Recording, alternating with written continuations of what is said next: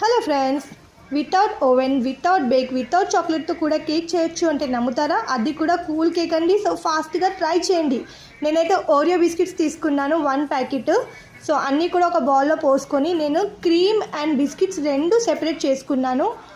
So నేనైతే క్రీమ్ని వేరేలా యూస్ చేద్దాం అనుకుంటున్నాను. సో మీరు కావాలంటే మెల్ట్ చేసుకొని అందులో కూడా గార్నిష్కి యూస్ చేయొచ్చు. సో నేనైతే 4 స్లైసెస్ బ్రెడ్ తీసుకున్నాను. బ్రెడ్ సైడ్ బార్డర్స్ అన్నీ కూడా కట్ చేసి పెట్టాను. సో ఒరియో బిస్కెట్స్లో మనం కొన్ని పాలు పోసుకోవాలి. సో మెల్ట్ అవుతాయి. గరం పాలు పోస్తేనే, వేడి పాలు పోస్తేనే అవి కొంచెం మెల్ట్ అయ్యి మంచిగా మనకు చాక్లెట్ సిరప్ లాగా వస్తుంది.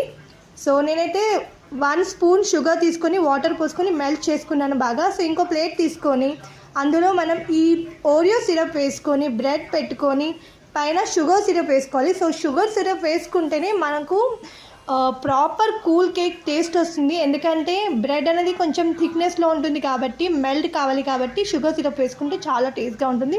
ఈవెన్ మనం కేక్స్కి కూడా వేసుకుంటాం కదా, అలాగే చేసుకోవాలి.